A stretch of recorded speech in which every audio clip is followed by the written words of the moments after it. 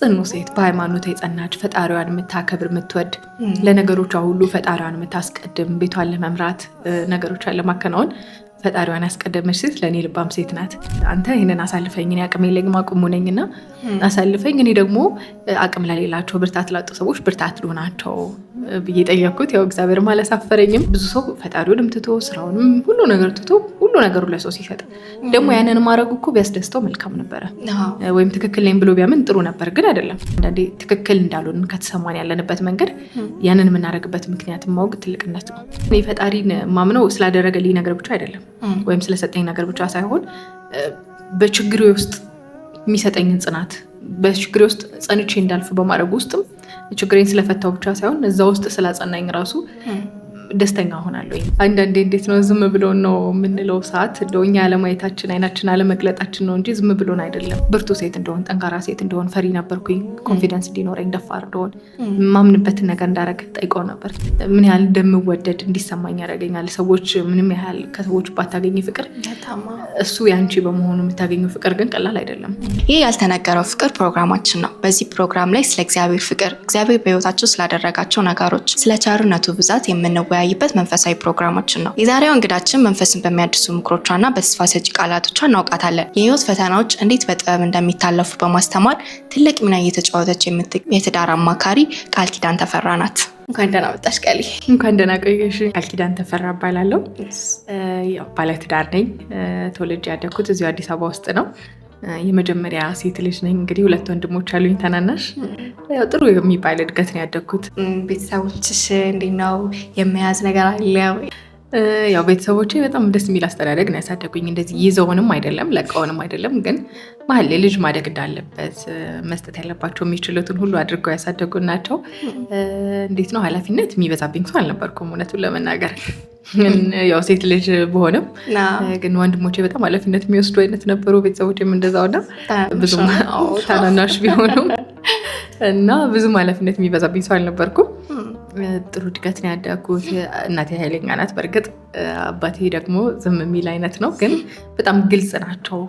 የሚያጋጥመኝ ነገር በግልጽ እያወራው ነው ያደግኩት። እንዲህ ሆኛለሁ ስለዚህ እንደዚህ አድርጊ የሚባሉት ነገሮች ያው በደንብ በግልጽነት እየተወያየን ያደግኩትና ይህን ይመስላልኝ።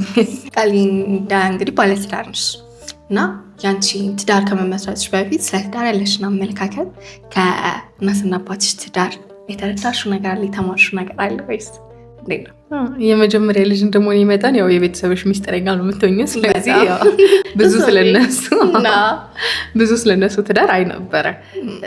ወደ ትዳርም ስገባ ደግሞ ያው ብዙ ያገዘኝ ነገር አለ። ያንን በማወቄ ከነሱ በማየቴ ስገባ ደግሞ የራስሽ የሆነ አዲስ ነገር ይኖራል። ያው ሁሉም ሰው የራሱን አይነት እድል አይደለም የሚያጋጥመው። ስለዚህ ስገባም ደግሞ ያው የተወሰኑ ቻሌንጆች አሉት። በተለይ መጀመሪያ ዓመት ላይ እነሱን ያው አልፌያቸዋለሁኝ። እንግዲህ ያው መጀመሪያ ላይ ምንም ብታቂ ማታመልጫቸው ነገሮች ደግሞ ይኖራሉ። ስለዚህ ካየሁትና አንጻር ደግሞ ከኖርኩትም ደግሞ ልዩነት ቢኖረው ብዙ ነገር ደግሞ ትወስድበታለሽ። እንደውም ቪዲዮሽን አይቼው ነበርና የመጀመሪያው ዓመት ትዳር እንዴት ሊከብድ እንደሚችል ያንተን ያልሽበት ቪዲዮሽ ላይ ነበርና ከሌሎች ቪዲዮዎች ላይ ደግሞ ምን አየሁ መሰለሽ? የመጀመሪያ ዓመት ላይ የሚበረታው ፍቅር እንደሆነ ጎልቶ የሚወጣው፣ ከዛ በኋላ እየቀዘቀዘ ይመጣል። እንደ ድሮ እንዳገኘሁት አይደለም፣ አሁን ላይ ማን ጭራሽ አይወደቅም ወደሚለው ነገር እንትን ይላሉ። አንቺ የትኛው ነው ልክ ነው ብለሽ የምታስቢው?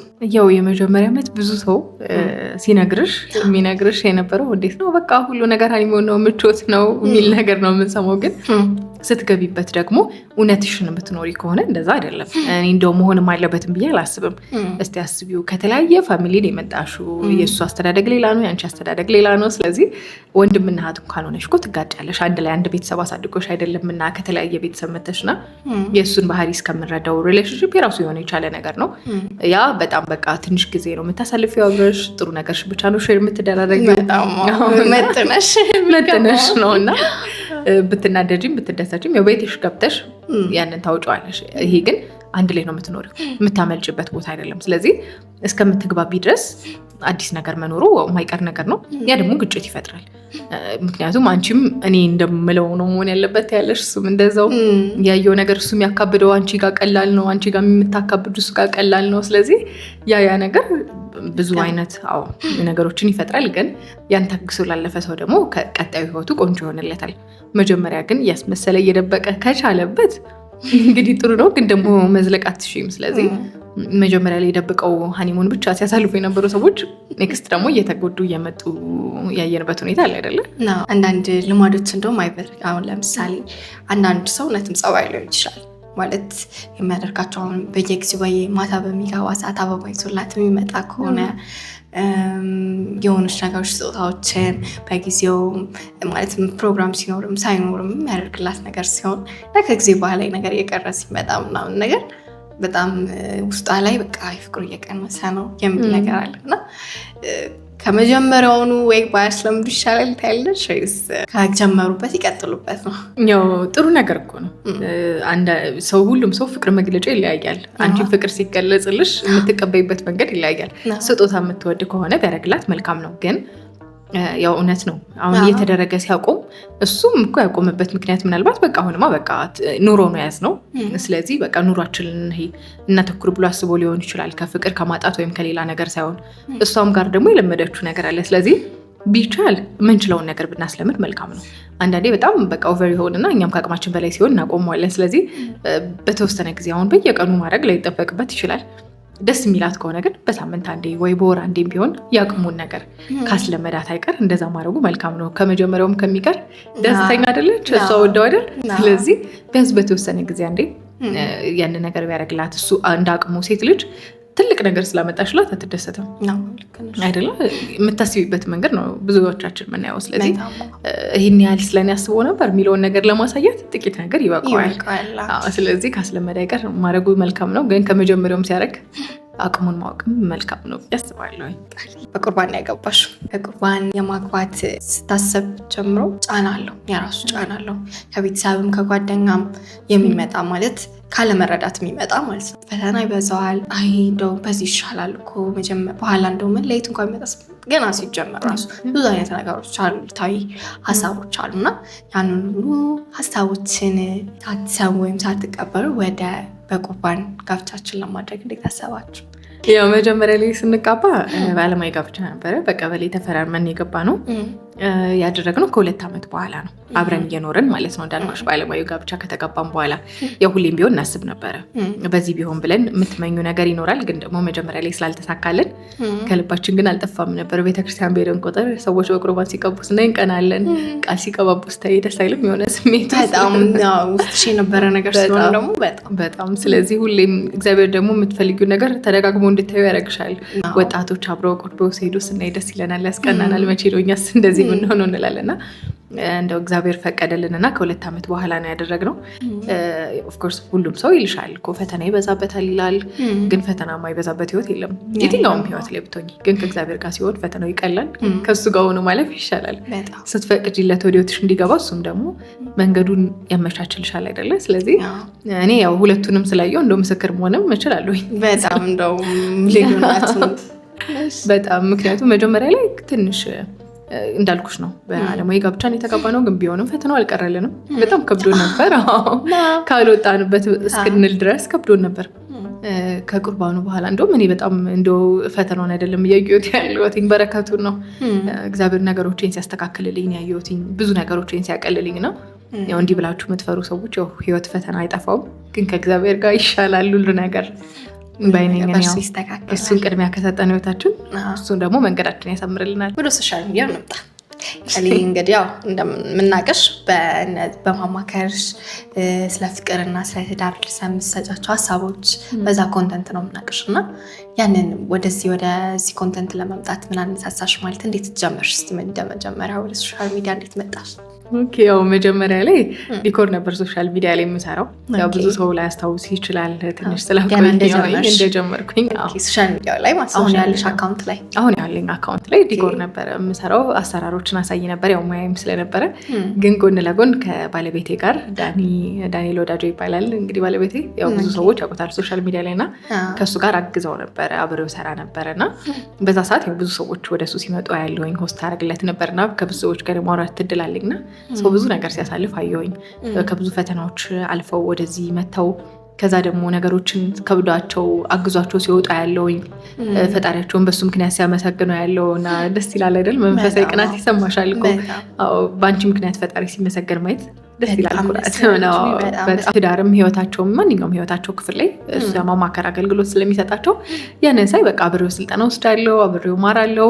ሳላስበው እኔም እየተጋፋፋው መጣውና እንዳጋጣሚ ደግሞ ፋሚሊ ላይ ደግሞ አንድ ትንሽ ያው ለፋሚሊያችን ትንሽ ከበድ የሚል ነገር አጋጥሞንም ነበርና ያንን ስናልፍ ፈጣሪን አንድ ጥያቄ ጠየቅኩት። አንተ ይሄንን አሳልፈኝ፣ እኔ አቅም የለኝም አቅሙ ነኝና አሳልፈኝ፣ እኔ ደግሞ አቅም ለሌላቸው ብርታት ላጡ ሰዎች ብርታት ልሆናቸው ብዬ ጠየቅኩት። ያው እግዚአብሔር አላሳፈረኝም፣ አደረገልኝ። እኔም ደግሞ ያልኩትን ወደ መፈጸም ገባሁኝ።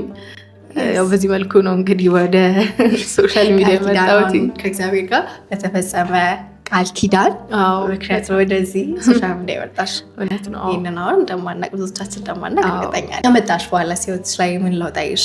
ማለትም ወደዚህ አንድ ነገር ላይ ካተኮርሽ በኋላ የራስሽን ችሎታሽን ካወቅሽ በኋላ ህይወትሽ ላይ ምን ለውጥ መጣ? ስመጣ ወደ ሶሻል ሚዲያው ያው መጀመሪያ ላይ ስራዬንም እንዴት ያው ሴቶች መስራት አዲስ መጀመር ለሚፈልጉ ሴቶች እንዴት እንዳሳለፍኩኝም ከመንገርም ነው የጀመርኩት። ከዛ ደግሞ ስለ ትዳር አውራ ነበረ ብዙ ሴቶችንም አሁን ብዙ ጊዜ ኮንተንቶቼ ሴቶች ላይ ፎከስ ያደርጋሉ እንደውም እና ሴቶችን ማበረታት ላይ ነው አሁን የምሰራው። ምክንያቱም ያው ሴት ልጅ ስትበረታ ሀገርን ታበረታለች፣ ቤተሰብን ታበረታለች ብዬ ስለማምን ነውና ወደዚህ ከመጣው በኋላ እንግዲህ እግዚአብሔር ይመስገን እሱም አላሳፈረኝም። ጥሩ ተቀባይነትን አግኝቻለሁ። ሰው በርትቶ በቃ ማለት በአንቺ ምክር እንደዚህ ሆንኩኝ፣ ተስፋ ሰጠሽኝ፣ ጥሩ ስሜት ላይ አልነበርኩምና ጠዋት ስነሳ ያንን ሳይ ጥሩ ስሜት ተሰማኝ። እግዚአብሔርን ተስፋ እንዳደረገ አረግሽኝ ሲሉኝ ይሄ የሱ ስጦታ ነው ምንም ምለው አይደለምና ደስ ይለኛል። በቃ ለኔም ሞር ተስፋ እየሰጠኝ ነው። ትንሽ መድከም ስጀምር እንድበረታ ያደርገኛል። ያንን መወሰኔ ለሰው አይደለም እንደውም ለራሴ ነው በጣም ያገዝኩት። ምክንያቱም እኔም ቫሊዩ መስጠት እንደምችል እንድማር አድርጎኛል። ከዳኒም ጋር እንግዲህ ከባለቤቴ ጋር በደንብ ስራው ላይ ድሮ ላይ ያው እንደማገዝ ነበር የምገባበት። አሁን ግን ሙሉ ለሙሉ በደንብ በቃ ትኩረት አድርጌ እንዲሰራ ሆኛለሁ። ኮንተንቶችሽ ሴቶች ላይ ነው በብዛት ፎከስ የሚያደርጉት። ልባም ሴትን እንዴት ትገልጫታለሽ? ያ ልባም ሴት ለኔ ያው መጽሐፍ ቅዱስ ላይ ብዙ ጊዜ እናነባለን አይደለም? ብዙ ልባም ሴቶች አሉ ብዙ ብንማርባቸውና ጽኑ ሴት፣ በሃይማኖቷ የጸናች፣ ፈጣሪዋን የምታከብር የምትወድ፣ ለነገሮቿ ሁሉ ፈጣሪዋን የምታስቀድም፣ ቤቷን ለመምራት ነገሮቿን ለማከናወን ፈጣሪዋን ያስቀደመች ሴት ለኔ ልባም ሴት ናት። ያው እቺ ልባም ሴት ለመሆን ፈጣሪ ያው በደንብ ሊያግዘን ይገባል። እኛም ደግሞ ትዕግስትና ጽናት፣ ጥልቅ ደግሞ ፍላጎት ያስፈልገናል ብዬ አምናለሁና ለኔ ልባም ሴት በፈጣሪዋ በደንብ የታመነች ሴት ናት እና ራሷን የምታከብር፣ ቤተሰቧን የምታከብር፣ ማህበረሰቧን የምታከብር፣ ለማህበረሰቧ ዋጋ ለመስጠት ዝግጁ የሆነች ሴት ለኔ ልባም ሴት ናት። ያው ብዙ ጊዜ ከእግዚአብሔር ጋር ህይወትሽ ብዙ ነገሮች ይኖሩበታል። ማለትም ስራ አለ፣ ትምህርት አለ፣ ቤተሰብን ማስተዳደር ነገር ይኖራል። ሌላም ደግሞ ሌሎችም ደግሞ የምታደርጊያቸው ስራ ብዙ ነገሮች አሉና አንዳንድ ሰው ያንን የትኛው ቅድሚያ መስጠት እንዳለበት ለየትኛው ደግሞ የትኛውን ጎን ለጎን እንኳን ለማስኬድ በጣም ሲቸገር እናያለን እና እርግጠኛ እንደዚህ አይነትም ደግሞ ገጥሟችሁ እንደሚያውቅ እንዴት ነበረ የእናንተ አመላለስ? ያው ሁሉም ሰው ከእናቱ ወደ ሁሉ ነገር ተምሮ አይወጣም። ሁሉ ነገር ለመማር ጊዜ ይፈጃል፣ ጊዜ ያስፈልገናል። አሁን ትዳር ላይ ነኝ ያለሁት፣ ቤቴን ማስተዳደር አለብኝ። ከዛም ደግሞ ስራ አለኝ፣ የተለያዩ ስራዎችን ደግሞ ከባለቤቴም ጋር ሰራለሁኝ እና ያንን ማድረግ ለቤተሰብሽ ጊዜ ሰተሽ ሃይማኖትሽ ቦታ ላይ ተሳትፈሽ ሁሉን ነገር አድርገሽ ትንሽ ሊከብድ ይችላል። ግን ያው እኔ አንደኛ አገዛለኝ በደንብ ባለቤቴ በደንብ ያግዛኛል። ያው ቤተሰቤም በጣም ሰፖርት ሲስተም አለኝ በደንብ። ከዛ ደግሞ ምንድን ያደረኩት ከመጀመሪያው ጀምሬ እኔ ሃይማኖት ያው በሰንበት ትምህርት ቤት አላደኩም። ካደኩ በኋላ ነው ወደዛ መምጣት የጀመርኩት። ስለዚህ ስለ ሃይማኖቴም አውቅ መማር አለብኝ ብዬ ያንን ሳረግ ግን ጊዜ ወስጄ ነው ስራዬ ላይ ትንሽ ገደብ አድርጌ ወደዛ። ስለዚህ እሱን ተምሬ ስመጣ በዚህ ደግሞ ስራዬን ደግሞ ከዚህ የተማርኩትን ነገር እዚህ ላይ አፕላይ ሳረገው ከዛ ደግሞ ትዳሬ ላይ ሁሉን ነገር እንዴት ነው በአንድ ጊዜ ሁሉ ነገር አደርጋለሁ ብሎ ከተነሳ ሰው በጣም አይምሮ መበጥበጥ ነው። ለእኔ እንደዛ ነው ማስበው። ለእኔም የምችለው ነው ብዬም አላምንም። ግን ሁሉ ነገር ስቴፕ አለው። ያኔ ልክ ለዚህኛውም ጊዜ ሰተሹ የሆነ ቦታ ከደረሹ በኋላ ወደዚህ ደግሞ ስትመጪ ከዛኛው ስኬት ወደዚህ እየተማርሽ ነው የምትመጪው። ስኬቱ ላይም ቢሆን ከአንዱ ስኬት ወደ አንዱ፣ ከትዳር ስኬት ወደ ስራ ስኬት፣ ከስራሽ ወደ የተለያዩ ነገሮች ስኬት ታመጫለሽ። ስለዚህ ከሁሉም ተማርኩኝ። ሁሉንም ደግሞ አየሁትና ሰበሰብኩት። አሁን እንደ ድሮ አይከብደኝም። ሁሉንም ማድረግ የምችልበት አቅም አለኝ። ምክንያቱም በምን ጊዜ ምን ማድረግ እንዳለብኝ አንዳንዷን ነገር በተሻለኝ አቅም ጠንቅቄ ለማወቅ ሞክሬያለሁና ያው በዚህ አጋጣሚ ሶሻል ሚዲያ ላይ ያው ብዙ ሴቶች እናያለን፣ ወጣቶች በአጠቃላይ የአንዱን ህይወት ያዩና ትዳሩም ስራውም በቃ ሁሉ ነገር የተስተካከለለት ሳይሆን የኔስ ህይወት ይላል። ማድረግ እንደማይችል የሚሰማው ብዙ ሰው አለ። ትላንት ያለፉትን ስለማያውቅ ነው ይህን የሚያደርገው ብዬ አስባለሁ። አንቺን ከታዘብሽ እንግዲህ በጣም ብዙ ነገሮች ራሳችንን ከሰው ከምናወዳደረው ነገር አለ። ሌላም ደግሞ ምን አለ መሰለሽ ይሄ ሴት ልጅም ወንድ ልጅም ይሁን በጣም ፕሮቫይድ የሚሰጥ ሰው ብቻ ይኖራል ማለት በቃ ለሁሉም ለቤተሰቡም ለሁሉም ጊዜውን በሙሉ አጠገቡ ላሉ ነገሮች ሁሉ ሰጥቶ ለራሱ ለአምላኩ ለቃ ለነፍሱ ለስጋው የሚሰጠው ነገር ያጣል።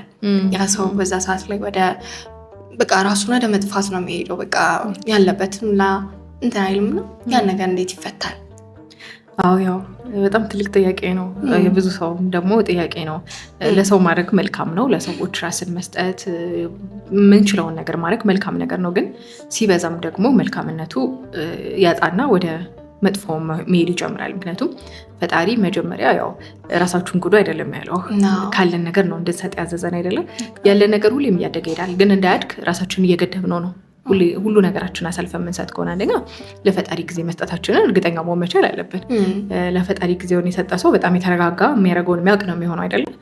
እና ብዙ ሰው ፈጣሪውንም ትቶ ስራውንም ሁሉ ነገር ትቶ ሁሉ ነገሩ ለሰው ሲሰጥ ደግሞ ያንን ማድረጉ እኮ ቢያስደስተው መልካም ነበረ፣ ወይም ትክክል ነኝ ብሎ ቢያምን ጥሩ ነበር። ግን አይደለም። እኔ ለሁሉ ሰው ደራሽ ነኝ፣ መጨረሻዬ ግን ጥሩ አይደለም። እንደነት ጥያቄ ካለበት ይሄ ሰው ከደግነትም አይደለም እየሰጠ ያለው። አንዳንዴ ትክክል እንዳልሆን ከተሰማን ያለንበት መንገድ ያንን የምናደርግበት ምክንያት ማወቅ ትልቅነት ነው። ስለዚህ ምክንያታችንን አውቀን ወደ መፍትሄው ለመሄድ ያግዘናል ማለት ነው። ያው እዚህ ላይ ብናወራው ረዥም ስለሆነ ግን አንድ ምለው ነገር እያረጋችሁ ያላችሁት ነገር ጥሩ ምቾት እየሰጣችሁ ካልሆነ ወይም ደግሞ ለራሳችሁ ጊዜ መስጠት አቅቷችሁ ለሰው ሁሉ አድርጋችሁ በአካንኩ ብላችሁ የምታስቡ ከሆነ ለምን እንደምታደርጉት መጀመሪያ ቆም ብላችሁ አስቡ። መጀመሪያ ችግሩን ከማወቅ አይደል ወደ መፍትሄ የሚመጣው። ስለዚህ ያው ችግሩን መጀመሪያ ለዩት ለማለት ወዳለኝ። አንቺ በህይወትሽ እስካሁን ብዙ ነገሮች ያጋጥመውሽ ያውቃሉ ያስፋለሁ። ግን በህይወትሽ እግዚአብሔር እንዲቀርብ ነው እንዴ ብለሽ እንድታስብ ያደረገሽ አጋጣሚ? በጣም ብዙ አጋጣሚ። በጣም እግዚአብሔር ራሱ የሚገልጽበት መንገድ ሁላችንም ይገርማል። በጣም እኔ ህይወት ላይ እንግዲህ በብዙ መንገድ እግዚአብሔር ራሱን ገልጿል። ሁላችንም ላይ እንደሚያደርገው አንዳንድ ጥያቄዎች እንዴት ነው ከአቅምሽ በላይ ሆኑና ኦፍኮርስ ሰው ነን እና አቅማችን እግዚአብሔር ነው። ከዛ ግን እኛ ደግሞ የምንችለው ብለን የምናስበው ነገር አለ። አሁን ይህንን ማይክ ወደዛ መግፋት እኔ የምችለው አቅም ነው ብዬ ነው የማስበው።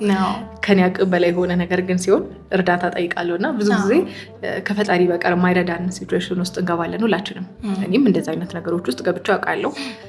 ከዛ ግን ምንድነው እኔ ፈጣሪን ማምነው ስላደረገልኝ ነገር ብቻ አይደለም ወይም ስለሰጠኝ ነገር ብቻ ሳይሆን በችግሬ ውስጥ የሚሰጠኝን ጽናት፣ በችግሬ ውስጥ ጸንቼ እንዳልፍ በማድረግ ውስጥም ችግሬን ስለፈታው ብቻ ሳይሆን እዛ ውስጥ ስላጸናኝ ራሱ ደስተኛ ሆናለሁ። ማለት ይህንን እንዳልፍ እኮ እኔን ይሰራኝ እሱ ነው። በጣም ባልቋቋመውስ ምን ሆን ነበር? ወድቄ ይቀራል ነበረ። ግን ቆሜ እየሄድኩ ነው። አንዳንዴ ቆመሽ እንዳትሄጂ የሚያደርግሽ እኮ ችግር ውስጥ ትገቢያለሽ። በቃ እንዲህ ነው እንዲህ ህይወት ምን አድርጌው ይሆን እስክትይ ድረስ የምትገቢባቸውና እነዛን ነገሮች እግዚአብሔር ሳታውቂው ያሳልፍሻል ስልሽ ባይፈቱም አንቺ ግን ያለፍሽ ነው። ተስፋ አድርገሻል። እዛ ተስፋ ውስጥ እግዚአብሔር አለ። ለእኔ እንደዛ ነው የሚሰማኝ። እዛ መንገድ ውስጥ እግዚአብሔር እኔን አበርትቶኝ አቁሞኝ እያስኬደኝ ነው፣ እንድራመድ እያደረገኝ ነው። ወድቄ ልቀር ይችል ነበረ፣ ወይም ብዙ ነገር ሊሰናከል ይችል ነበር። ግን ተስፋ እንዳደርግ ያደረገኝ እግዚአብሔር ሁሌም ለካ እግዚአብሔር አለ እንድል ያደርገኛል። እንዲህ ስትዩ ማታስታውሹ ግን ተመልሶልሽ አይንሽን ጨፍነሽ ስትገልጪ ሁሉ ነገር በቃ ተስፋ ተሞልቶ ጨለማ የመሰለሽ ብርሃኑ ነው ስታዩ ለካ እግዚአብሔር እውነትም አለ እንድትያረግሻልና። አንዳንዴ ችግሮች ሁሉም ቦታ አሉ። ብዙ ሰው ይፈተናል፣ ብዙ ሰው ይቸገራል። ከችግሩም በላይ አብዛኛው ሰው ደግሞ አንዳንዴ እስከ መቼ ነው የሚለው ነገር በጣም ብዙ ሰዎችን እንትን ይላቸዋል። በቃ ያ ነገራቸውም ወዴት ያስመራቸዋል። በቃ ወይ ፈጣሪ የለም እንዴ የእርሱን ዝምታ ወደዛ አይነት የመተርጎም የእሱን ትዕግስት እንደዛ ነገር አለና እንደዚህ አይነት ሰው አሁን በሚያጋጥምሽ ሰዓት እንደውም እናንተ ታረጉ እንታያለች። ኦኬ ያው አንዳንዴ እንዴት ነው ዝም ብሎን ነው የምንለው ሰዓት እንደው እኛ አለማየታችን አይናችን አለመግለጣችን ነው እንጂ ዝም ብሎን አይደለም። አንዴ ምንድነው የምለው የመጀመሪያው አይናችሁን እስቲ ገልጣችሁ ዞር ዞር ብላችሁ አካባቢያችሁን ይዩት። እኔ ዝም ብሎኝ ነው ባልኩት ሰዓት ዶሞር የዛ ሰዓት ነበር ለካ እያደረገልኝ የነበረው። ግን አይናችን ካለመግለጣችን የተነሳ ያለንበት ችግር አይናችን ሽፍን ያደረገንና አንዳንድ ጊዜ እግዚአብሔር አጠገባችን እያራመደ እንደሆነ እንረሳዋለን። ቅድም እንዳልኩሽ ነው ወደ መፍትሄው ከመድረሳችን በፊት እያራመደን ያለው እግዚአብሔር አለ። እሱን አናየውም እንጂ አሁንም እኮ ቆመናል እኮ አይደል እንዴ? በህይወት የመኖር እድል እኮ ሰጥቶናል እኮ። በህይወት ሰው እስካለ ድረስ ደግሞ ህይወት ራሱ በህይወት መኖር እድል ነው፣ ተስፋ ነው፣ ነገ ለመለወጡ ምክንያት ነው። ምክንያቱም ቀርተን ሊሆን ይችል ነበረ፣ ባጋጠመን ችግር ምክንያትም ጠፍተን ሊሆን ይችል ነበረ። ያይሻለኛል ብሎ የሚያስብም ሰው አለ። ግን አሁንም ቢሆን እድል እየተሰጠው ነው። ይህንን ማሰብ መቻል አለብን። አንዳንዴ ትላንትና ያለፍናቸውንም ማስታወስ ጥሩ ነው። እኔ ትላንትና ብዙ ነገሮችን ሳሳልፍ ምነው ፈጣሪ ብዬ ጠይቄው አውቃለሁ። ግን ያንን ነገር በማሳለፌ ምክንያት የሰራትን ቃል ኪዳን ወዳታለሁ። አሁን ላይ ትላንትና እንደዛ እንደነበረች ብትቀር ኖሮስ ያ ችግር ያ ፈተና ሳያጋጥማት የነበረችው ቃል ኪዳን ብትሆን ኖሮ ብዙም ደስተኛ አልሆንም ነበር። ለምን? ጥያቄ ነው። አንዳንዴ ጥያቄሽ መልስ ነው ፈተናሽ የሚሆንብሽ አይደለ? እኔ ጥያቄ ብርቱ ሴት እንደሆን፣ ጠንካራ ሴት እንደሆን፣ ፈሪ ነበርኩኝ። ኮንፊደንስ እንዲኖረኝ፣ ደፋር እንደሆን፣ ማምንበትን ነገር እንዳረግ ጠይቀው ነበር። ያን እንዳረግ ግን እንድጠነክርበት የሆነ ምክንያት ነው የሰጠኝ። ሰው ጂም ሲሄድ ስፖርት ይሰራል። ያን ብረት ሲሸከም ከባድ ነው፣ ግን ጡንቻውን የሚያወጣው ያ ብረት ነው። ሰውነቱ የሚያሳምርለት ያ ብረት ነው። እየከበደ በሄደ ደግሞ የበለጠ እያማረበት የበለጠ ሰውነቱ እየተስተካከለ ጤናውም እያማረ ይሄዳል። እኛም እንደዛ ነው። ፈጣሪ ሊያጠነክረን ሲፈልግ የሚያሸክመን ነገር ይኖራል። ያ ሸክም ሁሉ ጊዜ ላያችን ላይ አይኖርም። ብረቱን እኮ ሁሌም ተሸክሞት አይደለም ጂም ላይ የሚንቀሳቀሱት አይደል? ያወርዱታል። እና ፈጣሪም ያወርድልናል። ሲያወርድልን ግን እኛ ላይ የሚፈጠረውን ሰውነት እንወደዋለን። ፈጣሪ የሚሰጠን ሰውነት እኔ አሁን ላይ ሳስበው በጣም ወደውን ከሸክሜ በኋላ መወዳትን ቃል ኪዳን ሲሰራልኝ ሳይ እግዚአብሔር ምክንያት አለው፣ ቀጣይ ምክንያት ይኖራል። እግዚአብሔር አንዳንዴ ባለመስጠት ውስጥ የሚሰጣቸው ነገሮች አሉ ያምናለው። አለመስጠቱ አለመቀበልሽ መቀበሉ ነው ይገኛል። ያ ነገር አሁን እንዴት ነው ታምኝበታለሽ? በጣም አንዳንዴ ጠይቀሹ ተከልክለሽ ያለቀሽበት ነገር እንኳን ቀርብኝ ብለሽ አታውቂም? በጣም እኔ ብዙ ነገሮች እንደዛ ብያውቃለሁ። አሁን ላይ ነገሮች ስጠኝ ብዬ ሳይሰጠኝ ሲቀር ደስ ነው የሚለኝ። እንደ ድሮ አላዝንም። ለምን? እግዚአብሔር ወይ ነገ እንኳን አልሆነ እንድል ነው። አንዳንዴ እኮ በጣም ጨቅጭቀሹ እኮ ይሰጥሻል። እኔ በጣም ጨቅጭቄውም ደግሞ ሰጥቶኝ ውይ ምን ነው በቀረብኝ ብዬ ማቃለሁኝ። እና ይሁንልሽ አይነት ነገር እስቲ እዩ። እንደውም እንደዚህ ይባላል እኮ ፈጣሪ ዳዊት ከመሾሙ በፊት ሳኦል ተሾሞ ያው ብዙ ዲቴል ታሪኩን ተባለለው።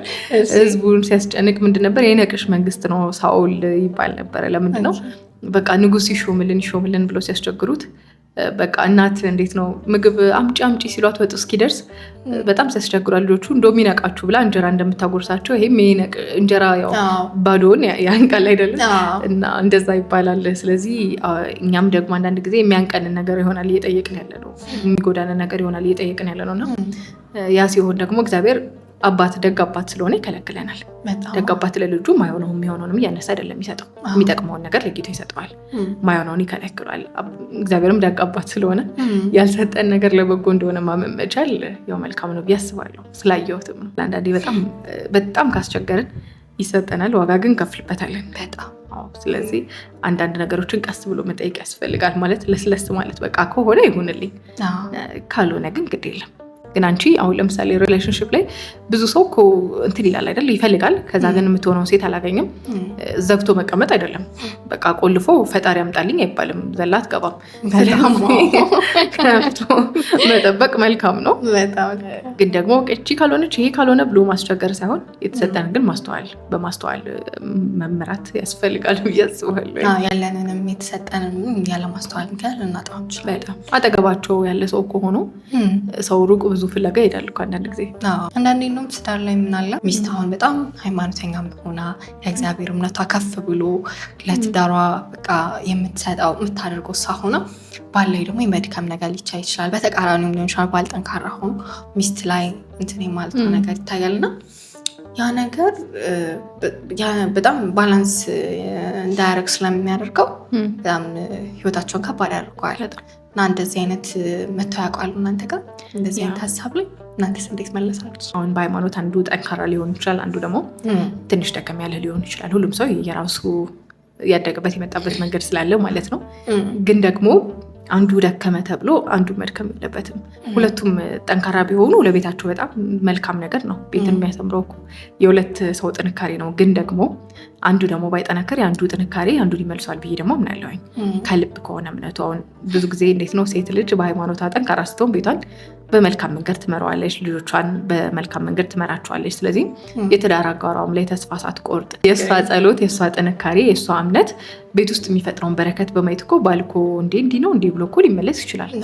ፈጣሪ ደግሞ ያንን ሰው ለማስተማር ሲል የዚህ ሰው ትጋት ይጠቀመዋል አይደል? ስለዚህ በጣም በተጋን ቁጥር ከኛ በላይ የሆኑ ሰዎች መፍጠር እንችላለን። አሁን እኔ የትዳር አጋሪ ጋር እሱ በጣም በሃይማኖቱ ጠንካራ ከሆነና እኔ ደከም ያልኩኝ ከሆንኩኝ የእሱ እምነት፣ የእሱ በረከት፣ የእሱ ብርታት እኔ ጋር ተጋብቶ ከሱ የበለጠ ደግሞ ሊሆን የሚችልበት አጋጣሚ ይኖራል አይደል? አንዳንድ ሰዎች ብልህ ሲሆኑ እንደዛ ነው የሚያደርጉት። ከነሱ የበለጠ ጠንካራ ሰው ይፈጥራሉ። ተስፋ ቆርጠን ባንሄድ በቃ እሱ ለማይለወጠው ነገር፣ እሷ ለማትለወጠው ነገር ብለን ተስፋ ከመቁረጥ የኛ ብርታት እነሱ እንደሚመልሳቸው ማመን መልካም ነው። እግዚአብሔርን እስቲ ግለጭ ብትባል እንዴት ትገልጫለሽ? እሺ ያው እንግዲህ ለእኔ እግዚአብሔር ማለት የህይወቴ መሰረት ነው። የሁላችንም የህይወታችን መሰረት ነው። መንገዴን የሚያቀናልኝ ያው እኔ እንዴት ነው እግዚአብሔርን ማመኔን ወደዋለሁኝ። በቃ እሱ አለኝ ብዬ ማመኔ፣ ማሰቤ፣ ማወቄ ምን ያህል ብትወደኝ ነው እንዳቅክ የመረጥከኝ ብዬ አስባለሁኝ። ያው ብዙ ሰው እሱን ሲያምን እንደዛ ይሰማዋል ብዬ አስባለሁኝ። ፈጣሪ በህይወታችን ውስጥ መኖሩ ብዙ ነገራችን እንዲያቀልልን ብርታት እንዲሆነን ያግዘናል። ስለዚህ እግዚአብሔር ለእኔ ብርታቴ ነው፣ ሞገሴም ነው፣ መንገዴም ነው፣ ጽናቴም ሁሉ ነገሬ ነው እና እሱ በመኖሩ እግዚአብሔር አለኝ ብዬ በማመኔና እንዴት ነው የእሱ ልጅ በመሆኔ የሚሰማኝ ደስታና ኩራት ቀላል አይደለም እና ምን ያህል እንደምወደድ እንዲሰማኝ ያደርገኛል። ሰዎች ምንም ያህል ከሰዎች ባታገኝ ፍቅር እሱ ያንቺ በመሆኑ የምታገኘው ፍቅር ግን ቀላል አይደለም። ሁሌ የሚታመን አባት ስለሆነ ስለዚህ ያው ሁሌ የሚታመን የማይጎድል መልሱልኝ የማይል በጣም እድለኛ ነኝ። እንግዲህ መቼም መግለጽ ከባድ ቢሆንም በጣም አይገለጽም። ገልጸንም ልንጨርስ አንችልም በፍጹም። ቃልዬ ስለሰጠሽን ላወራነው ነገሮች ለሁሉም ነገር በጣም አመሰግናለሁ። ከዚህ በኋላም ደግሞ በሌላም ርዕስ ሊሆን ይችላል መተሽ ብዙ ነገሮችን እንደምናወራ ተስፋ አድርጋለሁ። ደግሞ ቢለኛልሽ እንገናኛለን። እናመሰግናለን። አመሰግንሻለሁ። ከቃል ኪዳን ተፈራ ጋር ያደረግነው ቆይታ ይመስል ነበር። በሌላ ጊዜ ከሌላ እንግዳ ጋር እስከምንገናኝ ድረስ ሰላም ቆዩ።